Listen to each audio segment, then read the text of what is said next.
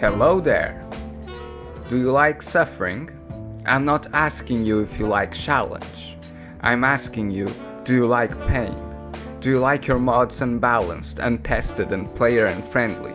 Do you want to feel confused in how to automate even the simplest recipes? Do you hate yourself? If you answered yes to any of these questions, you might be entitled to a 200mg dose of Factorio. Talk to your doctor today. A wise man once said, As Factorio players evolve from their larval states, they'll choose one of three paths. The first one joins public multiplayer servers, then pastes the entire base from a blueprint they stole from someone else, then smiles at a job well done. But if you manage to avoid becoming that, you'll either side with the overhaulers or the mega basers. No, there is another. Spaghetti Masters.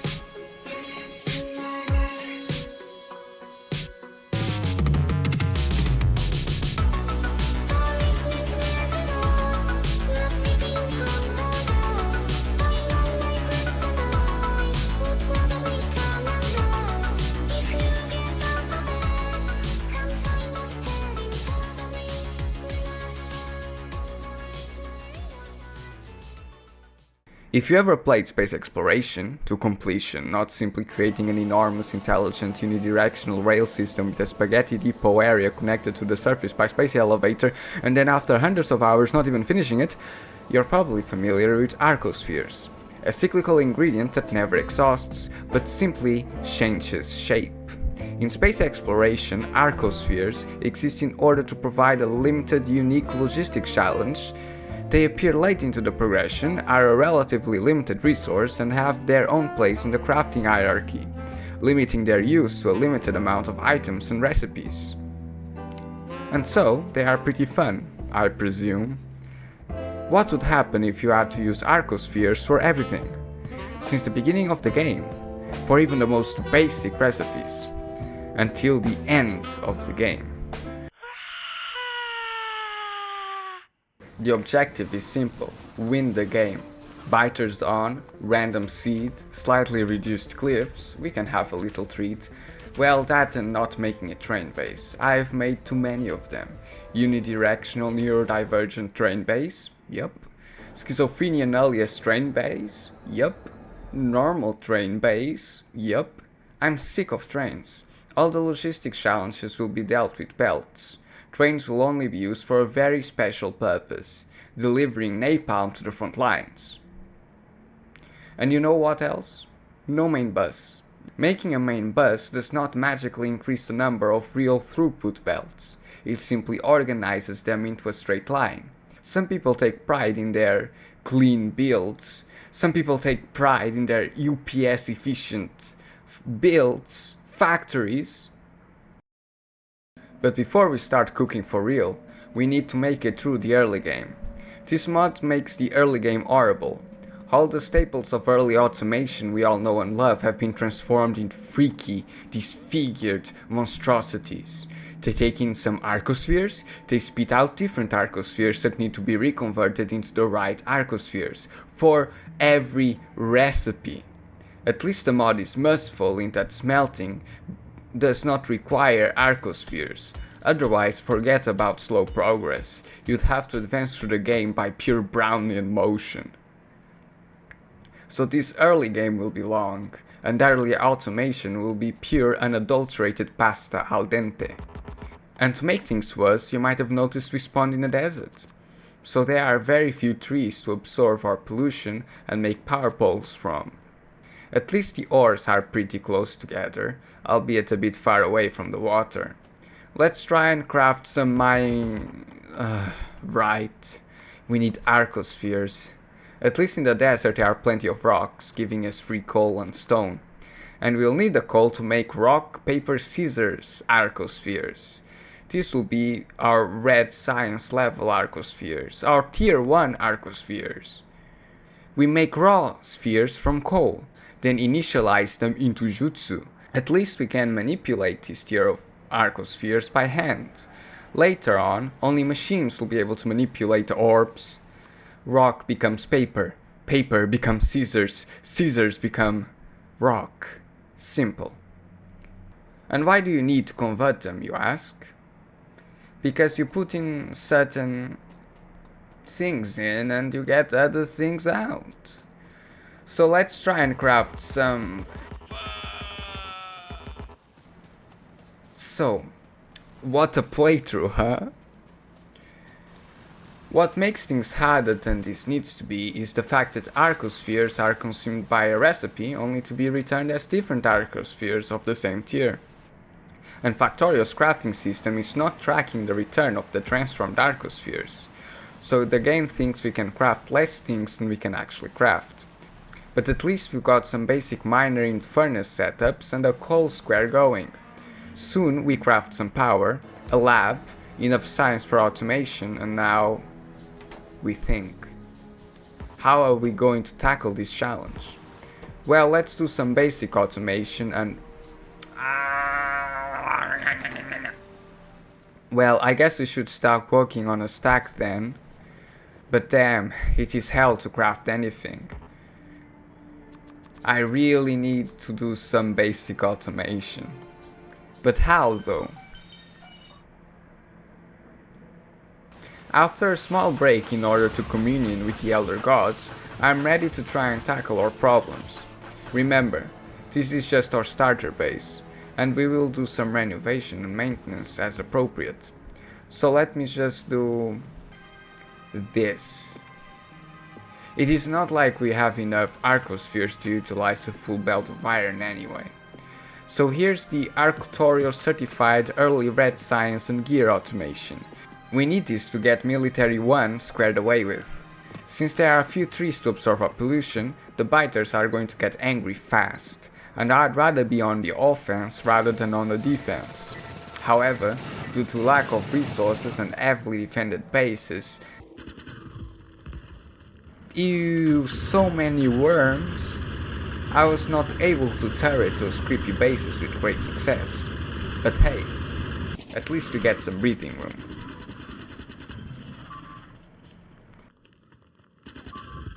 As you can see, certain items require certain arcospheres in order to be crafted, yet they do not consume them. They simply get spat out as different arcospheres of the same tier. In order to keep the right ratios of spheres flowing into the system, you need a way to convert them in between each other. This is what this funky building is for. Not only can it create and initialize different tiers of arcospheres, but it can also convert them in between each other. The game plan for me was simple. Instead of converting the spheres between each other in every recipe I need to make, they simply get rerouted into a recycling center and transformed into useful spheres. Unfortunately, the design I come up with initially is a big turd. We'll get back to this later. But with the basic general principle of trash in, trash out, we get the essentials of spaghetti building up in our grubby little fingertips. I will not explain all builds in this video, but I will explain this one since it exposes a common theme with this mod. Belt with actual raw materials? Check. Belt with return line for output arcospheres? Check. Belt with the needed arcospheres for input? Check. Belt that accepts the actual machine output? Check. Wait a second. Not checked. Yup, since this is a mall, it doesn't need such a belt, but the fact that we've got to deal with so many things does make building quite difficult. We also require filtering searches, set both to blacklist and whitelist, in order to properly separate useful outputs from random arcosphere garbage. Now I just run out on the base making some small improvements, expanding miners and smelters, placing some turrets here and there, doing yet another fruitless attempt at patching up a design that just doesn't work, you know, the Factorio experience. I then start working on an actual functional, well, not completely functional, somewhat more functional, red science build. You can see how this mod is a great inspiration to make spaghetti. Especially since I am in a desert, I want to wall up and research flamethrowers as fast as possible, no matter the possible crimes against aesthetics. And here come the new labs. And here go the old labs. See, I told you it was just a temporary solution. The real kludge is still to come. Tired of getting attacked, I prep up to do some housework. This time I'll give them no chance.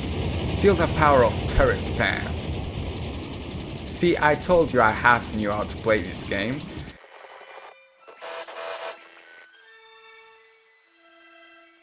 Now let's just come back to our beautiful boys. Well, I'll be damned, the toilet's clogged again.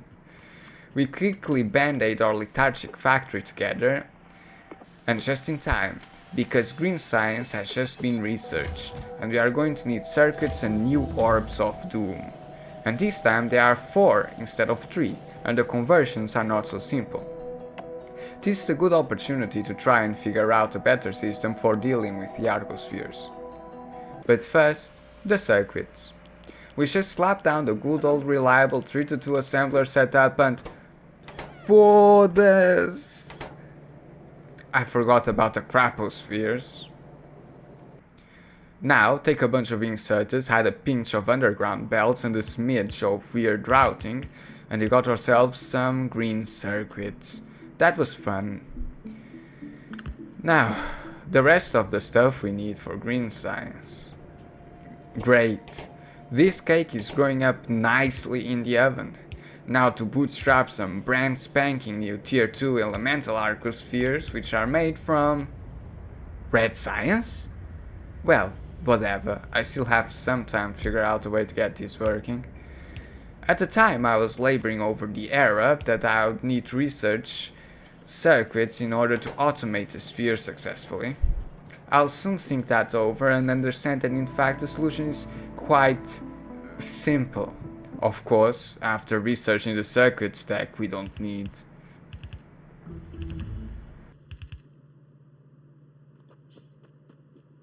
Time to sleep now. Sleep. Sleep time. Me. Sleep. Konbanwa ohayo gozaimasu, and welcome to another episode of Sleep Deprived Factorio. The solution is actually quite simple, just reroute excess arcospheres back into processing after the machines. Like so. How does this work? Well, quite simple. If you have too much of everything, then it's okay. We don't need to do conversions. We already have everything. If we have too much of, let us say, paper, then the paper gets converted into scissors. If then we have too many scissors, then the scissors get converted into rocks. And if you got too many rocks, you get the deal. Thanks to the magic of priority input, we get to solve this quite easily. Unfortunately, this only works for tier 1 arcospheres. See, the recipes are 1-to-1, but in tier 2, one cannot simply transform water into fire. If we have an excess of water, we cannot just get rid of the water. We must get rid of it in combination with something else. The recipes are 2-to-1. We cannot get rid of the water without having a reserve of something else. And so, if the machine locks up with water, there is nothing that the water can react with in order to transform into something in demand. So, is a more esoteric solution necessary? Was I cooking when I thought we'd need a circuit network to deal with this? Kinda. To make the solution work, all we need to do is add some buffer chests and only allow the production of the arcospheres that have space to get into the machine. This can be achieved by telling the machine that if there are more than 100 water arcospheres in the buffers, then add no more. Only add water spheres if we have less than 100 in reserve. This allows a reserve of material that allows for conversion reactions, while keeping the machine unclogged. Shamefully, I only clock into this solution a bit later.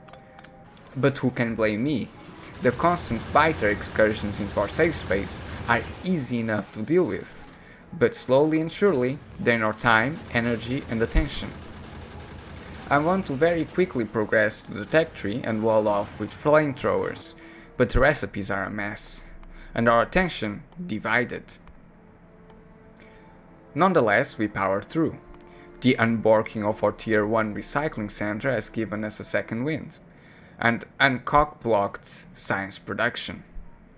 But you know the saying, With great science comes great pollution, and there are few trees in deserts. If this was Death World, it would be DEAD. Dead. So while it seems the brain rot only increases as this playthrough develops, we are actually in luck, because the growth of brain rot is proportional with the growth of the factory. We shift some things around, expand science production, finally expand the boilers and the piece de resistance. The stack grows and steel production is added in, but we do it funky like Cocteau, direct feed on that thing on both sides of the stack. Now we are thinking with fire. Eager to go exploring, I pre-craft some engines so that we can ride the moment the research is complete. It will also be useful in order to craft some flame turrets when the time comes.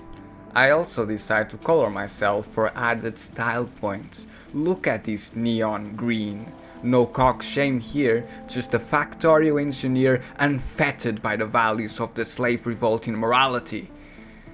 I confirm that there is desert all around, and that some bases are more annoying than others, and that I didn't forget to enable oil wells in the map generation. Well, nothing left to do but some base keeping while oil gets researched. Finally, we get to be all oiled up.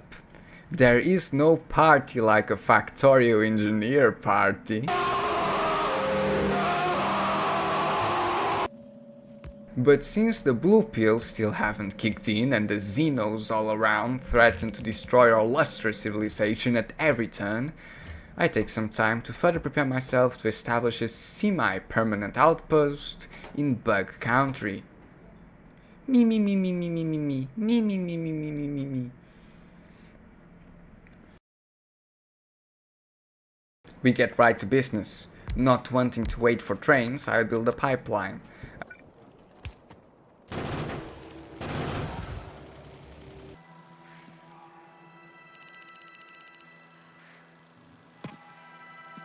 And place some defenses in the fortified square, including the hallowed Flamenwerfers. With the baby oil connected with the refineries, I bring out the future-proofed oil refining setup, and then... nothing? Nothing?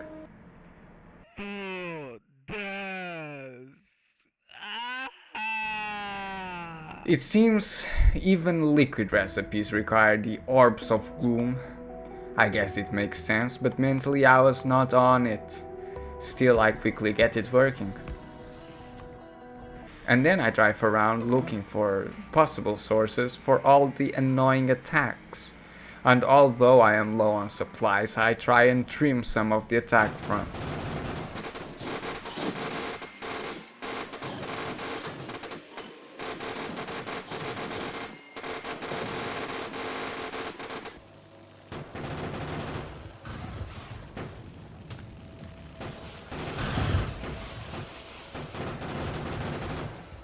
That was close. And I finally start Operation Buffer Operation. This will make it so the arcospheres actually auto-balance like they are supposed to. The attacks get so annoying I stop researching things in an attempt to reduce the number of times I need to hear that damned alert sound. Fortunately, flamethrowers are now automated, and the day we've got a firewall protecting our gooey insides grows ever closer. If you just look at this pollution graph, you can notice how little pollution is absorbed before hitting the nests. Nasty.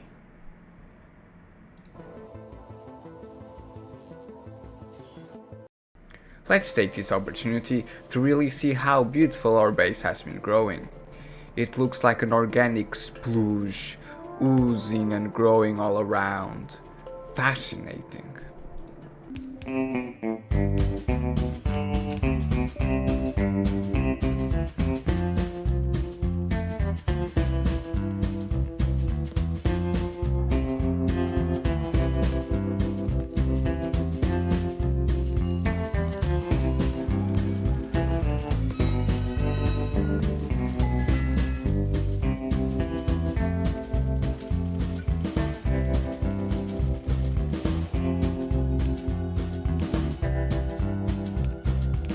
Now that we are tightly held by our safety blanket, we can think hard about our future build plans. I plan to only do the real base once we have at least got some construction bots to help us out. So that won't take too long, I hope. In fact, the thing that worries me the most is how to successfully keep this starter base disorganized and not accidentally make a main buzz. The good news are that now we can build the things we need to one day get out of this hellhole starter base. The bad news is that we now can build the things we need to get out of this hellhole starter base. Something that this mod does not make easy. Contemplating the mission ahead, I take a little break playing a game that does not make me want to tie myself to a spinning wind turbine during a Category 5 tropical cyclone.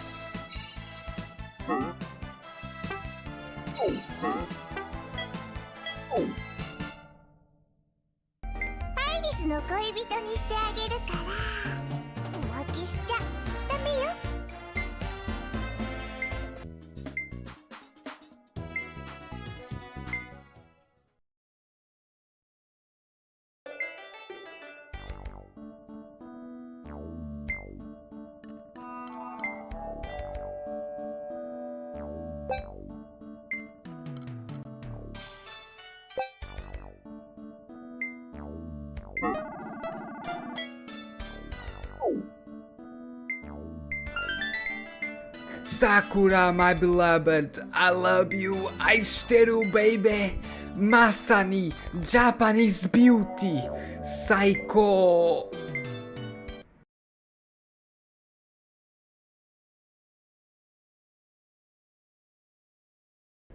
Due to the fact that our designs are now mostly working as planned, and we are now able to actually research things and make buildings, our meager iron and steel production are not able to catch up, and it's a chore to manually craft all these power poles. So we get right to business. Making the stacks is not that difficult, but automating even the relatively simple medium power poles and big power poles is a massive chore. At least it keeps our base looking organic. Oh my lord, that is so stupid. The arcospheres get transferred from machine to machine. Fuck, that makes things so much more simple. Speaking of organic, some hodgepodge hand-fed military science goes in. Military science is one of those things that don't really command a full automation. We'll be able to research the tank and much more with only infrequent use of this setup. And that will be all we need to expand our base as the need arises. You might be wondering why I don't automate red belts. There are two reasons for that. First of all, the recipe requires two whole different tiers of distinct arcospheres. And also, look at our ore patches, dog. Red belts are way more expensive than yellow belts, and our iron deposit is already looking a bit iffy. If we run out of resources before we can 1. Research what we need, and 2. Produce what we need to expand our base, we die. For this exact reason, I automate some basic solar panels, trying to reduce some of our coal demand. Since our base is, effectively, ridiculously small, we haven't consumed nearly as much as we should have. But it doesn't hurt to be prepared. Of course, with some elbow grease, I could set up some basic train outposts equipped with efficiency modules and phone home some ore resupplies. But I'd rather have a tank and bots before then. No worries, the limiting factor in this base is not really belt throughput. It's how fast I'm able to sort out these logistics and build the builds I need to build. Onwards, towards blue science.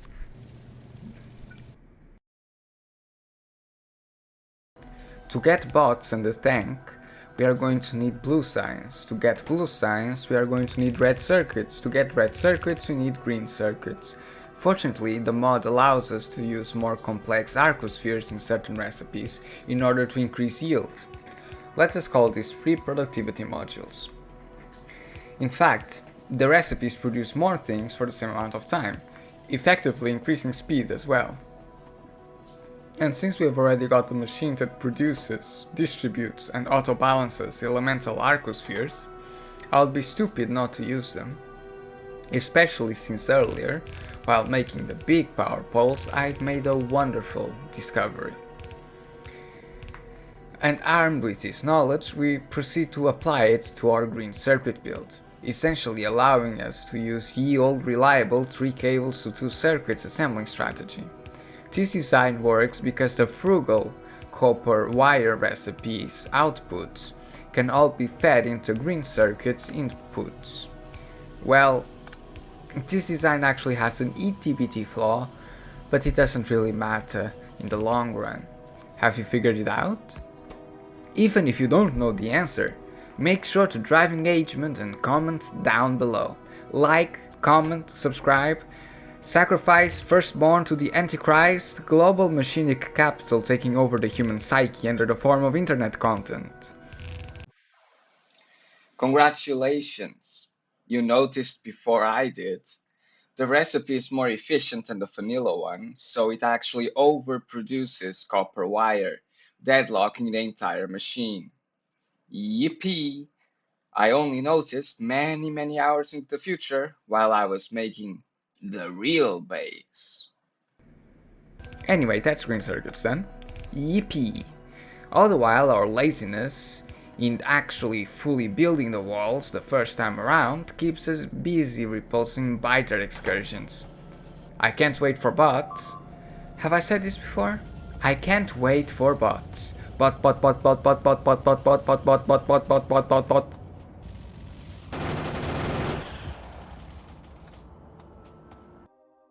Damn bugs. Taste fire.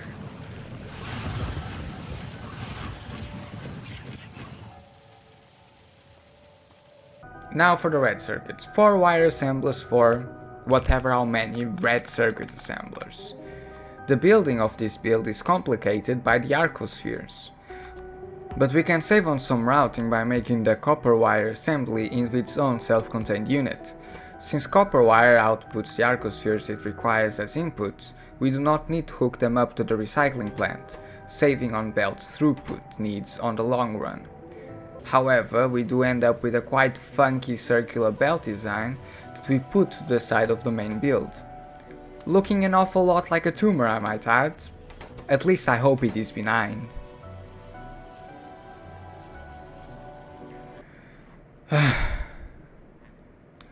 Finally, this is starting to look more organic.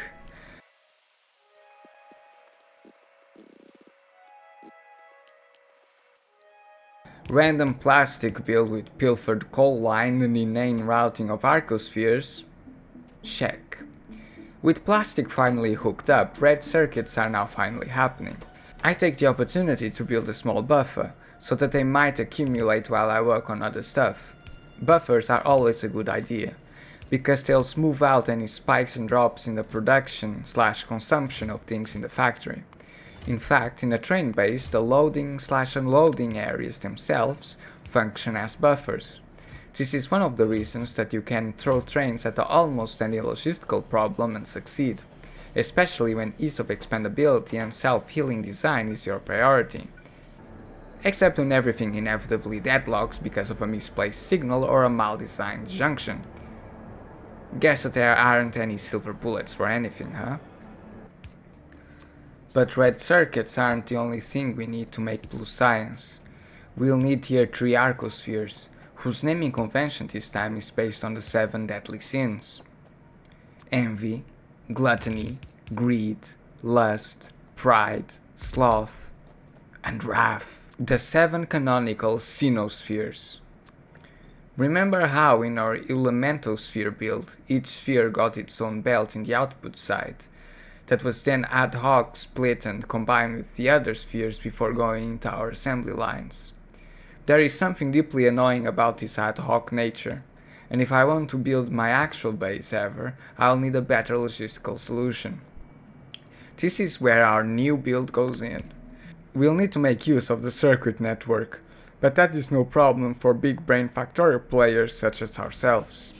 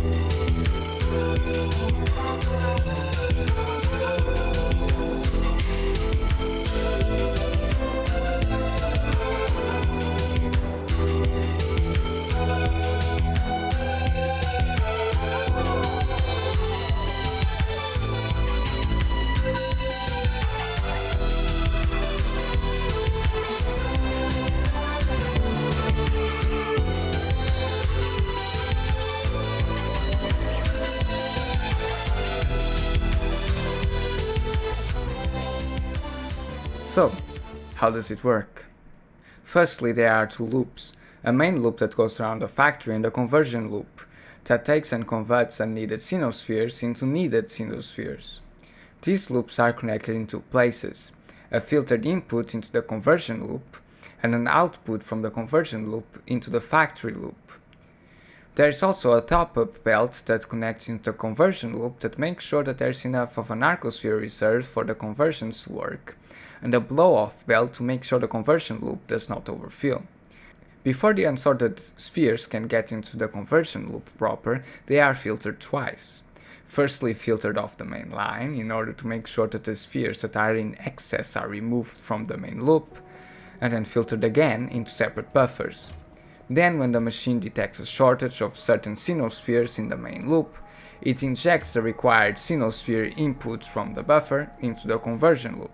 For example, if the main loop lacks envy stones, it will inject gluttony and wrath from the respective buffers into the conversion loop, where they are picked up by the envy boulder assembler, which in turn produces envy spheres and injects them into the main loop for the factory to be able to use them. And then it loops and loops. Well, as always, I'll have to do some bug hunting in the future, but this is the basic principle of operation. The driving circuit of this design is a memory cell that counts the putting in and taking out of items in the main loop. As I was building this, I understood that this design, and in fact all sushi designs, can be made without memory cells, with but a small alteration. But I will leave you in suspense, as I only make this change for the real base. Of course, this design means I have to meticulously wire the receiving assemblers to make sure the cell is updated and the true state of the machine is reflected in the memory cell. Otherwise, big problem.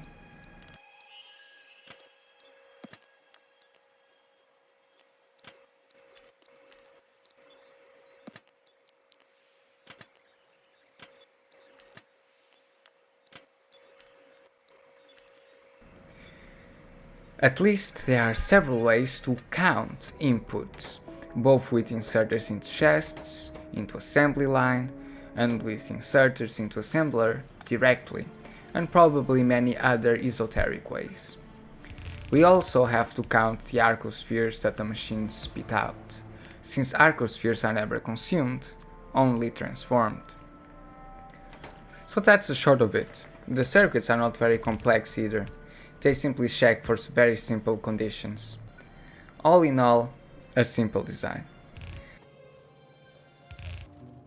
Now, just look at all these shiny balls moving all around. Beautiful, beautiful. Now, some breezy shopkeeping, some kludgy automation, and some cybernetics. Yes, please. Solder a roboport to my corpus cavernosus. Please cover my aching back with solar panels. Refit my kidneys with batteries. The flesh is weak. The flesh is weak. The flesh is weak. Eventually, we assemble all the infinity stones and resources necessary to get construction bots going.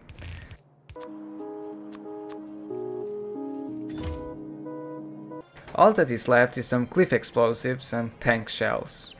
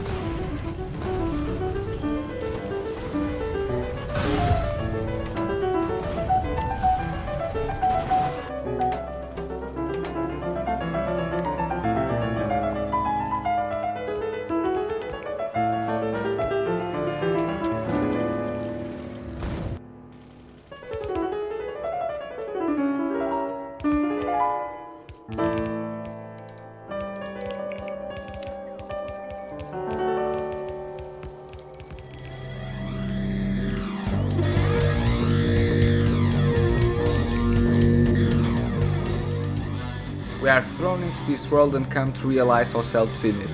We soon notice a discrepancy between how the world is and how we'd like it to be. From this immediate exteriority, a multitude of action and reaction follows. Some of us choose to listen to the commandments of the Buddha. Life is want is suffering, nothing's permanent, and as such we rein in our desire. Some of us choose to hide away, crawling to the surface of a social detritus, and cling to the values that are hoisted on our shoulders from tender age. Others still, however, are dragged in by dark and somber thoughts and let madness lay manifest. Superior parallel Factorio 1.1 computer Districom.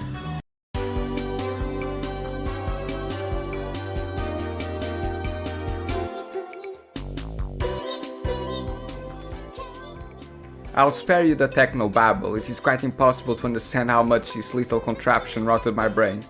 Ever since I watched that stupid Factorio City video, I've wondered if this could be brought to light, and unfortunately the answer was yes. Oh, how I hate this barely functional stupid thing. I wasted my life on this. Remember how I said at the beginning that there will be no train base? Well, technically yes. It will be a car base. The entire thing is predicated on some very fragile parallel computing and some unholy Factorio knowledge I'll never be able to forget. Even when I sleep into the pale beyond, this forbidden knowledge will haunt me. To put it simply, we've got a central computer that tracks the positions of the cars in the network by means of computing the coordinates it needs to pass through in order to reach a station. This tracking is only made possible by some hellish pit mask, and using this funky little setup to detect when a car passes through an intersection, and using recursive blueprints to rebuild the intersection in different configurations, unlocking use of the intersection until we can be sure that there is only one car for each segment. The practicality of how this is achieved is beyond the scope of this video, but just look at those building materials. It looks like the eggs of spaghetti will go out with the fucking bang. And so it goes. I want to get to the good part fast, so I'll skip over this busy work and just look at this sped up footage. My pain.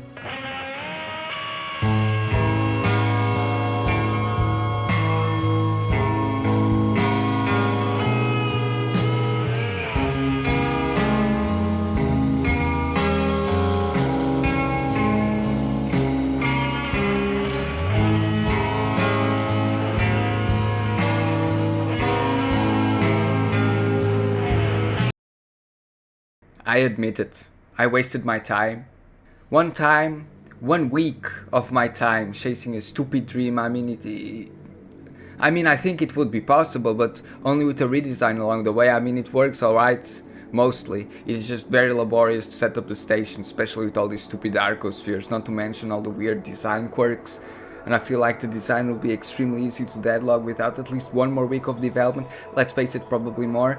It does well to pathfind one car around, but 5-15, no chance. I'd record myself explaining in detail how it works and what went wrong exactly, but I don't think anybody would be interested in that, so whatever. Long story short, if two cars follow each other too closely, how does the computer track which car is ahead of the other? Simple, it can't, and the stations are stupid and block the entirety of traffic, and when a car is waiting in the station, the whole intersection gets locked up, and it's crap. Designing this piece of junk needed to be my full-time life job if I wanted to actually make something decent. We live and learn, I guess. Sometimes we start some project or any other kind of chase with hope in our hearts, hope for some kind of realization and success. It starts as simple prototyping and things go on well. It is possible after all, we think to ourselves, but then the problem balloons out of our grasp and threatens to destroy us and everything we love. We get lost in the depths of our inhuman mind and cast a shadow into our joy. Thought is the biggest enemy of joy. The joyful act, they don't think. In times like this we should spare ourselves and call it quits. But sometimes we should allow ourselves to be destroyed in joyful, reckless abandon of life. Maybe our 10,000 subscriber special will be about getting this bad boy actually up and running, but probably in a full vanilla game. Yeah, as you can see by the screenshots rolling by and their translations, I was kind of in the middle of a Psychotic Mania episode, then followed through into a complete psychotic breakdown. The life of the pleb, I guess. With the 2.0 circuit changes, this is all outdated anyway. Well, I have a backup plan and I'll be running that instead. It saddens me to say this, but this time we'll have to call it quits if I don't want to go around committing Yushio Mishima patriotism soon.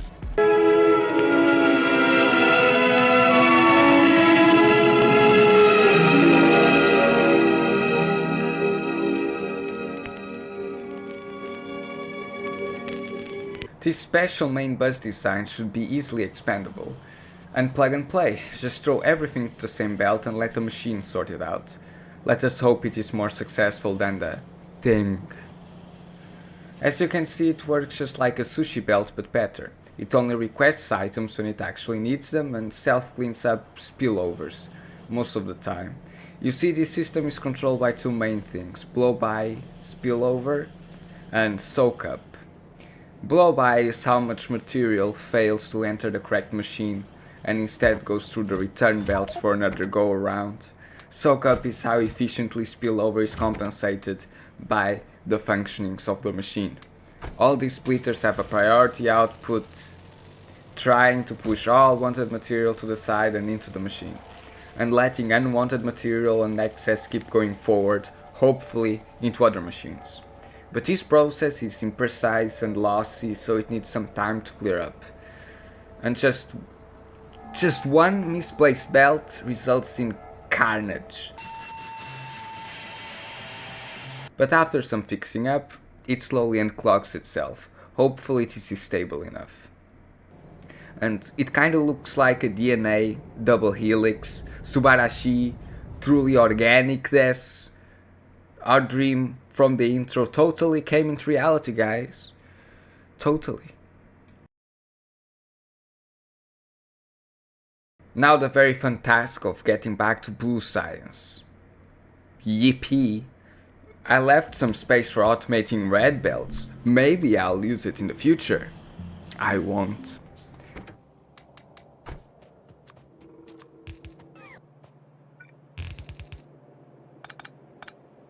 Oh wow, this is a very convenient water source for petroleum processing. How quaint. I wonder how it got here. Okay, there is something to discuss. Look, this design, yes. This recycling center design, it's terrible. Barely functional. You see, this takes excess arcospheres and routes them back to try and convert them. A very primitive design that I've already debunked. But all the other designs would have taken up a lot more designing, and I wanted to get this over with. And the thing that is wrong very likely is the core idea itself.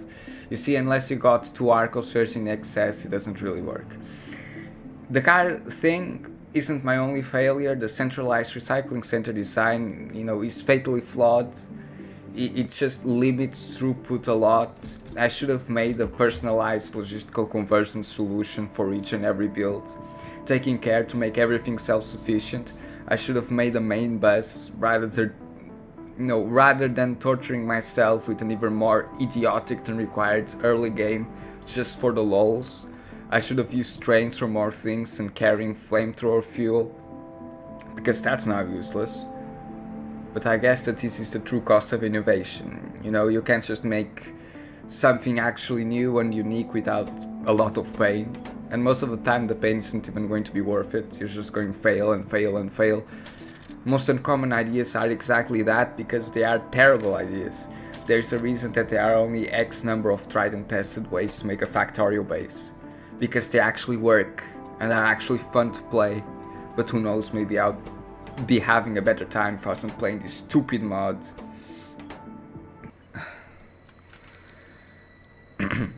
Bazinga!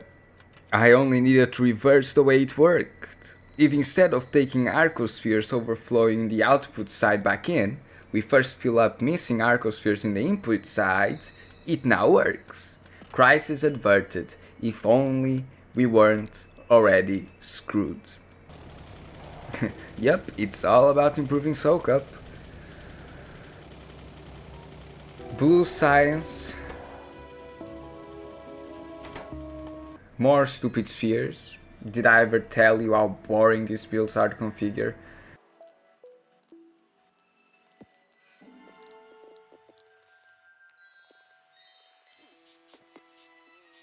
Convenient low-power nuclear reactor.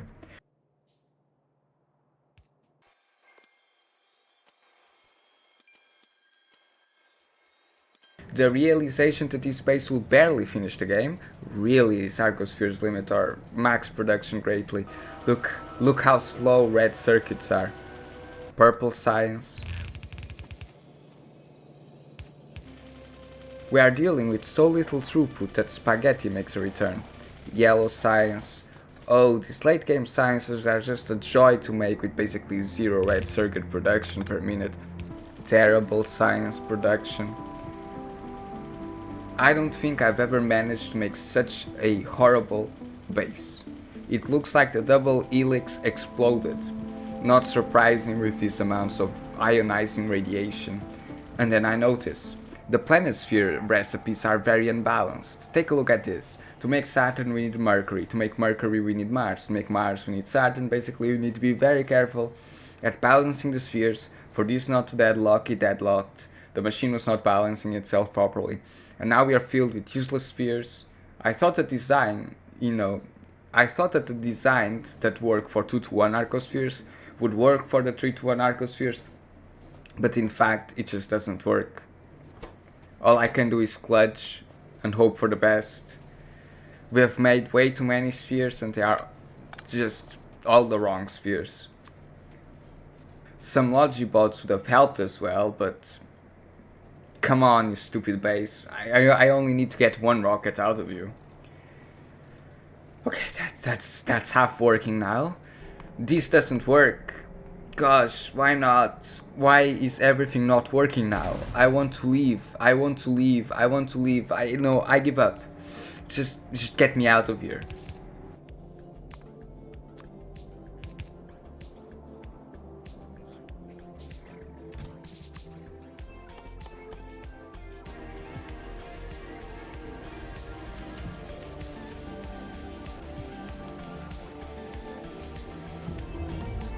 Rocket silo. No satellite, because that isn't required to finish the game.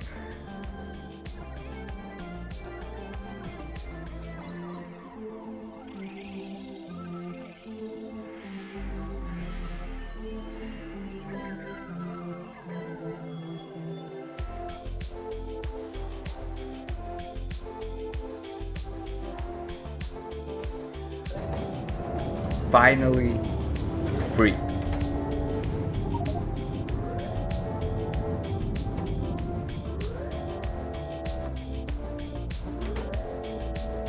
Goodbye, you stupid planet. Creative ideas in the video, enthusiasm in my mind, zero. I'd apologize for shitting so much if it were not for the fact that I hate playing this mod and I don't care. This was a horrible video idea. Bye.